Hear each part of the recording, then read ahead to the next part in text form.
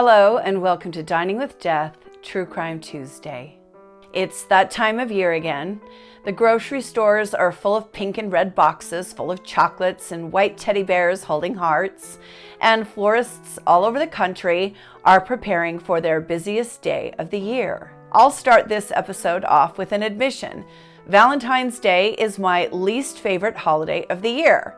I think it's because I don't care for the idea that romantic behavior should be forced on one particular day of the year. People that are never romantic are forced to make gestures they wouldn't otherwise make, and then they feel like, well, I got that out of the way, which is not romantic. And then, of course, others are left feeling sad and left out, that they don't have anyone to make any kind of a gesture for them.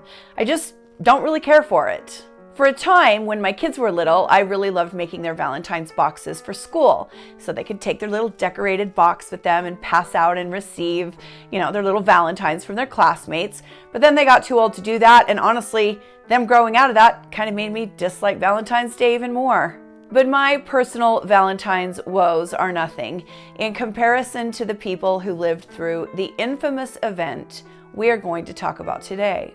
This is the case of the St. Valentine's Day Massacre. Let's get into it.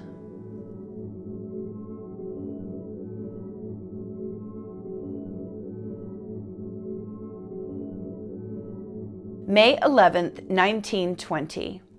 A little bit of Mafia history is needed to understand the dynamics that led to the massacre we will be discussing today. Diamond Jim Colosimo, the Chicago Mafia boss whose life and murder I covered on my flagship playlist, Dining with Death, he is murdered in Chicago. When a Mafia leader dies, it creates a flurry of activity within those criminal organizations. Someone new is put in charge, and as that new leader moves up, there are other spots that need to be filled. In this case, Johnny Torrio is moved up into the position of boss after Diamond Jim is killed. Johnny Torrio then promotes his right-hand man, Al Capone, to next in charge. Al Capone is ruthless. He's not the most intelligent mobster, but he's street smart. In the decades after his death, rumors of his viciousness have flourished. But if you really look into who Al Capone was, he was a bit of a wuss by Mafia standards. He always had other people do his dirty work, or he got out of it altogether by being cunning enough to talk his way out of it. He was a very vain man who was very, very self-conscious about the large scar on his face, the scar that was the result of a man slashing his face with a razor after Al Capone insulted this man's sister. In many photos, you see Al Capone holding up a handkerchief as though he's wiping sweat off of his face, but in actuality, he was known to pretend to wipe his brow when he saw a camera come out so that he could use the handkerchief to block the scar from the camera. And if you're not a Mafia fan and you don't already know this, Al Capone was called Scarface, a nickname which he loathed. Capone was a pretty decent businessman, and he knew how to throw his weight around in order to make money through threats and intimidation. This was a very tumultuous time in the U.S., and as Al Capone rose to power, the laws about alcohol were changing.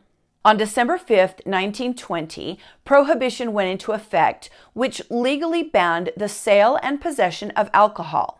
This era lasted for 13 years until 1933, and during those 13 years, Al Capone made millions and millions of dollars for the Mafia and for himself as a bootlegger, supplying illegal alcohol to underground speakeasies all over Chicago and even into Canada and New York. In January of 1925, Johnny Torrio is shot several times, and that's it for him. He survives, but he is finished being the mob boss. He kind of wants out. He sort of officially makes Al Capone acting boss, but in 1927, Capone is made the official boss when Vincent Drucci, leader of Capone's rival North Side gang, is shot and killed, and Capone is then officially promoted to the highest spot in his organization. The Roaring Twenties was filled with violence, daytime shootings, hijackings, illegal liquor sales, and on top of that, the north and south sides of the Chicago Mafia were at war with each other. Several events, including the murder of Dean O'Banion, a North Side leader, would increase the already high tension between the North and South gangsters. Then, like I said earlier, Torrio is shot and he survives, but his shooting only served to fuel the flames of anger between the two groups. In September 1926, the North Side targeted Al Capone himself. Capone and his crew were having lunch at the Hawthorne Hotel in Cicero. 6 cars drove by and blasted thousands of bullets through the glass windows of the restaurant. A North Side mobster named Frank Gusenberg then jumped out of the car and unloaded a 100-round drum from a Tommy gun into the hotel. Al Capone miraculously survived this attempt on his life, and when he did, angry wasn't the word. He was incensed, and he was going to get revenge on the gang that tried to end his life. October 1926. 28-year-old Jaime Weiss, a North Side gangster, was gunned down by 2 of Capone's men. This made way for the rise of Bugs Moran, who took control of the North Side group. Then again, Vincent Drucci was murdered, and the situation just got more and more tense. One police officer later recalled, "We all knew it was coming. We knew something big and something bad was going to happen. It had to. These guys were at war." The final straw broke in 1928 when a couple of events unfolded. The first was when Jack "Machine Gun" McGurn, Capone's friend, survived several attempts on his life, and the second was when Bugs Moran partnered up with Capone's rival, Joe Aiello. Al Capone was feeling kind of backed into a corner. They'd almost killed his best guy, and then they'd teamed up to take him down. Something had to be done, and it had to be done soon.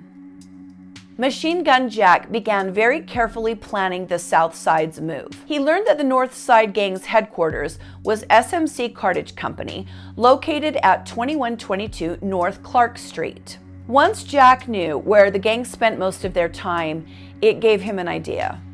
Jack said that he and Capone's other hitmen should dress up like policemen and pretend they were performing a raid on the headquarters. Jack brought in hitmen from out of town so none of the North Side guys would recognize them dressed as cops. Al Capone liked this plan, and he gave his okay to go ahead with it. So Jack McGurn then stole a police car and several police uniforms. They were going to take out Bugs Moran and his best guys. Jack then contacted a local booze hijacker, a bootlegger, that was friendly with Bugs Moran and told him to tell Moran that he had obtained a shipment of old log cabin whiskey and he would sell the case of whiskey to Bugs for $57 a case. These secretive meetings where liquor was bought and sold, that was the way people got their alcohol back then. The bootlegger, who was in on it, set the time and place to meet Bugs Moran and his men with the promise of whiskey. February 14th, 1929. As a light dusting of snow fell on the city streets, and bakers and candy makers and florists all over the city prepared for the onslaught of customers out to purchase sweets and trinkets and flowers for their Valentines, 7 people, all with the North Side Chicago Mafia, arrived at their gang headquarters, and Al Capone's men were watching. The North Side gangsters at this meetup were Frank Gusenberg, Pete Gusenberg, John May, Albert Weinshank, James Clark, Adam Heyer, and Dr. Reinhard Schwimmer. 5 of the 7 men were North Side mobsters. The Gusenbergs were enforcers. Adam Heyer was the bookkeeper and business manager. James Clark was Moran's second-in-command, and Albert Weinshank ran some of Moran's businesses. John May was the gang's car mechanic, and Dr. Schwimmer was an optician who had given up his medical practice to become a mafia man. It was an interesting time, to say the least. All of these men, except the mechanic, were well dressed in their suits, ties, tie pins, and street shoes. One of them even wore a fresh carnation on his lapel. Now, at this time, Al Capone believed that one of the men to be present that day at the liquor sales exchange was to be Bugs Moran himself, but that didn't turn out to be the case. Albert Weinshank resembled Bugs Moran, and he even dressed similar to him. So when Capone's men, who were waiting, saw Albert enter the building, they mistook him for Bugs Moran. Now, Bugs Moran was planning on attending this meeting, but he was running late. He lingered in his Parkway Hotel apartment just a few minutes longer than usual, and he was running behind. Sometimes being late saves your life. This building that served as the headquarters for the North Side Gang had a garage, and the gang would often stand around in that garage near their vehicles. Johnny May, the mechanic, lay on his back under a jacked-up truck repairing a wheel. The other 6 men were milling about, trying to stay warm on the cold morning. As the gangsters waited for what they thought would be the arrival of the bootlegger with the cases of whiskey to sell them, 2 of Al Capone's hitmen walked into the garage dressed as policemen. 2 other hitmen waited in the large black Cadillac outside, but the North Side gangsters did not see them. The 2 hitmen dressed as police officers lined the 7 gang members up against the wall and forced them to face that wall. Now, the gang members didn't fight or object to this because during this era, it was very common for police to raid known gang locations. The gang members figured this was just another raid and it would be over soon. They readily handed over their weapons, as they always did when the police made their presence known. As the first 2 hitmen, the ones in the police uniforms, took the last of their weapons from the North Side gangsters, the 2 additional hitmen waiting in the car emerged. Both of them were carrying Tommy guns. With the 7 North Side gang members facing the wall, unarmed and helpless, Al Capone's men cowardly opened fire, blasting hundreds of rounds into their backs. The gangsters began to fall one by one. Each man ended up with around 15 bullets in him. 2 of the men had been finished off with a shotgun. The gunfire was so pervasive that some of the men's heads, arms, and legs were severed by bullets. I would love to show you the fascinating crime scene photos of this event that are shown literally in history class, but I can't here. Capone's men ran from the scene as police sirens grew closer to the sound of the gunfire. When police arrived, Frank Gusenberg was still alive. Now, the legend is that police asked him, "Who shot you?" And staying true to the code of silence, Gusenberg replied, "Nobody shot me." But I actually found differing accounts that said a policeman named Thomas J. Loftus was first on the scene, and he leaned over Frank and said, "Do you know me, Frank?" And Frank replied, "Yeah, you're Tom Loftus," and then said, "I won't talk." But then after taking a large breath, Frank said, "Cops did it," and then said, "For God's sake, get me to the hospital." So as with all the Mafia stories, we might never get the real truth on those details, but Frank was taken to the hospital and he died there hours later. The rest of the gangsters were dead at the scene. Police started to look around the area for witnesses. They found a couple of witnesses, but all of those witnesses told the police that all they had seen was 2 police officers walking out of the building with 2 other guys who had their hands up in front of their faces. It looked to them as though the police were leading the 2 other men at gunpoint. The witnesses said they got into a large black Cadillac and drove away. The plan had been executed to perfection. The only survivor of the shooting was a German shepherd named Highball, who belonged to the gang mechanic John May. Poor Highball was tied up and trapped under a beer truck, covered in blood and shell casings, and howling when the police arrived. Now remember, Bugs Moran was supposed to be there, but he was late. And he pulled up to the scene just as the police cars did, and catching a glimpse of all the commotion, he had his driver quickly pull away. He had escaped being murdered simply because he was running late. He had his driver take him to a nearby coffee shop to kind of watch the scene from a close distance. Now, where was Al Capone during this horrible event? sunning himself at his Florida mansion. He made sure he was far, far away when the murders took place. Everyone from mobsters on the north and south sides to cops to everyday citizens were sure that Al Capone had ordered the massacre. Now, just a little disclaimer here. This is the official story of what happened that day, according to the majority of mob historians. I know, I am well aware that people have other ideas of what went on that day. So, feel free to comment with your ideas. I always love to hear from you guys, but maybe refrain from calling me names and telling me that I'm an idiot because I got this wrong. This is the official story. Just stay calm. It's okay. Thanks in advance. People get very passionate about these mafia stories. With all of his main guys dead, Bugs Moran was left essentially alone. Jaime Weiss and Vincent Drucci, his former leaders, had been killed, and now almost all of his trusted associates were dead as well, but his loss and Capone's victory turned out to have massive unintended consequences. Over the years, the public had grown tired of the violence. Al Capone was once a hero. He was a loved and lauded local figure who signed autographs at baseball games and posed for photos with people's kids, but all that had changed. People now saw Al Capone as a menace. They were tired of their shops, their friends' shops, and businesses being destroyed by acts of violence. They were tired of worrying about their children walking to school and playing in the streets. They were tired of the mafia, and they were tired of Al Capone.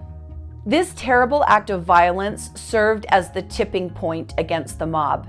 The public had had enough, and they demanded action. Within days of the St. Valentine's Day massacre, Al Capone received a summons to testify before a Chicago grand jury on charges of federal prohibition violations.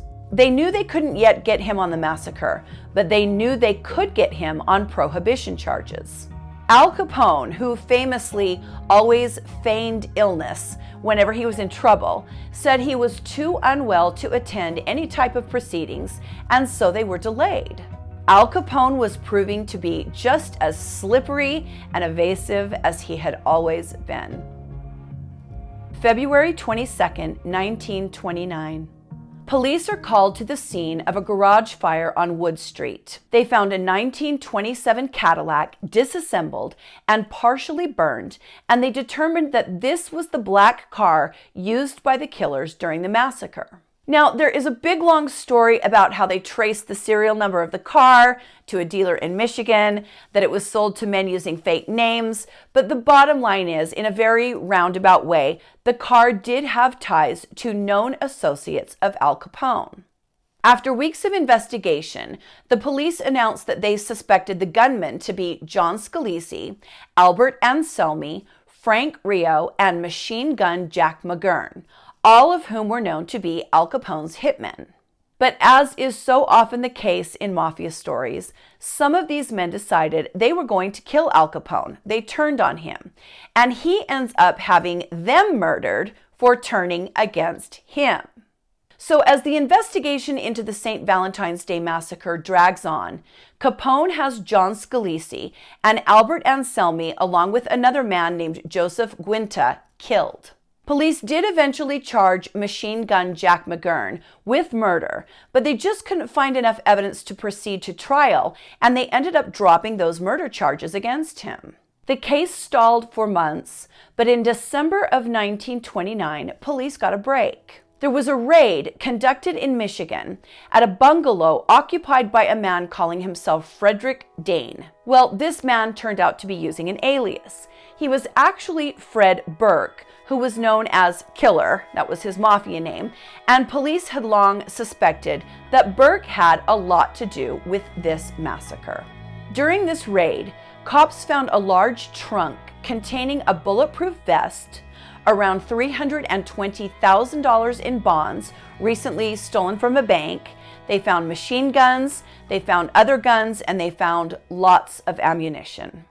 The Chicago police were notified of the finding, and their investigators asked that the Tommy guns they found be brought to their laboratory because they had some brand new science called forensic ballistics. I find this stuff fascinating. You guys know that. You don't think of the 1920s being a very advanced period of time forensically, at least I don't, but they were in fact starting to develop some forensic techniques that were quite evolved. They run these two machine guns through the ballistic testing they had available to them at the time. And yes, they were the two machine guns that fired all those bullets at the St. Valentine's Day Massacre. They never suspected Burke was one of the gunmen, and they don't catch him during this raid, but he does end up getting convicted for a separate murder, and he dies in prison for that separate murder.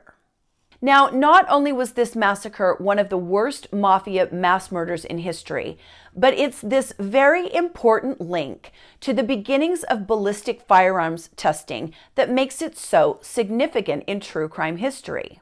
It's fun to talk about the mafia and the roaring 20s and all of that, but for us true crime lovers, this is an important case because it does very directly tie into the forensics that have helped solve so many cases that we all study and like to learn about. Back then they had high-up military men, firearms experts, that kind of started this new type of science, studying the striations and markings left on a bullet from the barrel of the particular gun that bullet came out of. A man named Calvin Hooker Goddard, who was a colonel in the U.S. Army, was a very important and pivotal figure in forensic ballistics. In 1925, he wrote an article for the Army publications where he speaks about the ability to compare, under a microscope, the tool marks left there during manufacturing to striations left on bullets and casings fired from those exact weapons. At the time, this was very groundbreaking stuff, and if you're like me, it's still very fascinating. Colonel Goddard is really credited as being the pioneer of ballistic forensics. He was the head of the American Bureau of Forensic Ballistics, the first ever organization for studying this type of science, and he partnered with the FBI on many very famous cases. FBI Director J. Edgar Hoover actually urged all of his FBI agents to subscribe to the publications that were put out by Colonel Goddard's organization, and he asked that they study and understand as best they could this new form of science. It's really amazing and cool when you think back on all of these people throughout history that we've never heard of, but that had such a huge impact on modern life, modern science, modern understanding that we have today because of their work so long ago. Now, the other thing that I want to point out is that Colonel Goddard was, very anti these type of weapons in the hands of citizens. Despite what a lot of people believe about the Second Amendment, it does not entitle you to own any weapon that you want. And Colonel Goddard, this military person, this father of forensic ballistics, he was very adamant that these type of weapons stay out of the hands of the public. The Second Amendment was written kind of a long time ago when they were talking about one bullet, one shot, a musket. Things have changed since then, and our gun laws need to catch up. So not only was Colonel Goddard very instrumental in forensic ballistics, but also in persuading Franklin D. Roosevelt to outlaw the Tommy gun. So they've got the guns. 2 of the suspected gunmen are dead at the hand of their former ally, and they can't put a case together against the other 2 suspected gunmen. Authorities try for months and then years, but they were never able to solve this case. To answer the question, who committed the St. Valentine's Day Massacre? The case remains officially unsolved. Now, of course, we all know who was behind it and why it happened, but in a court of law, it's not about what common knowledge is or what everyone believes, it's about what you can prove, and they just couldn't prove anything. The case will, most likely, always remain a mystery. A lot of historians call this event the coldest case, and it is very, very cold.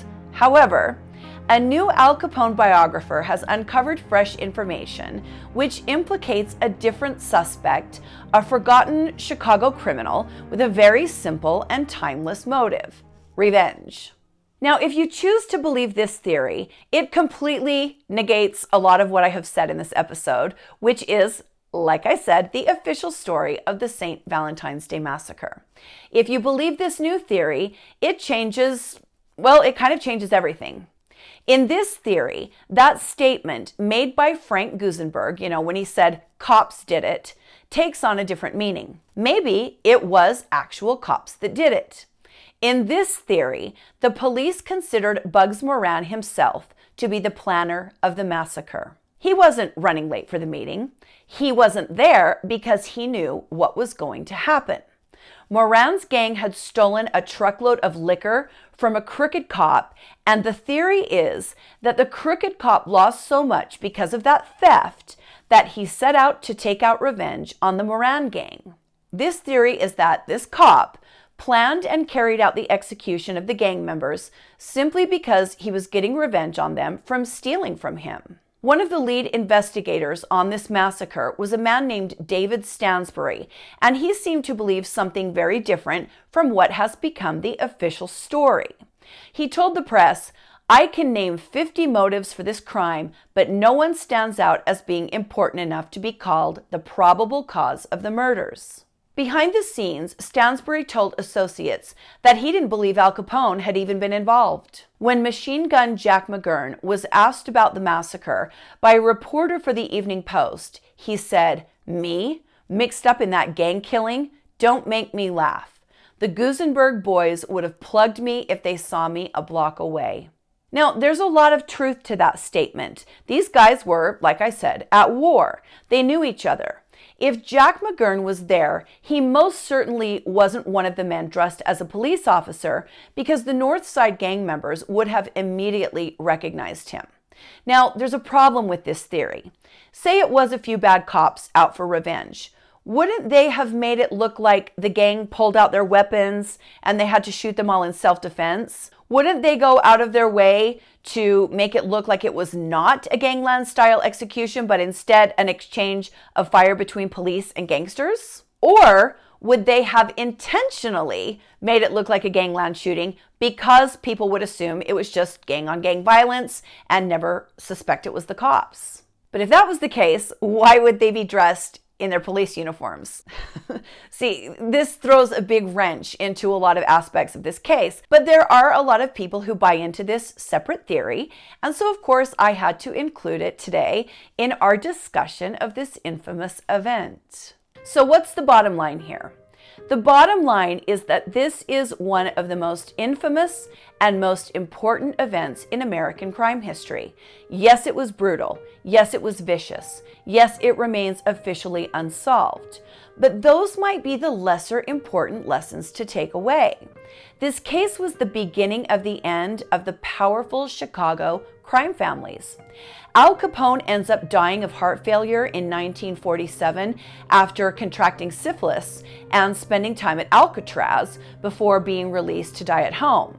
Bugs Moran ends up dying in prison with about $100 to his name, and Herbert Hoover, the newly elected president, was bound and determined to put an end to all of this violence. He ran on an anti-crime platform, and he did try to make good on a lot of his campaign promises. He was very tough on crime, and he was instrumental in helping to put an end to the daily violence that plagued Chicago.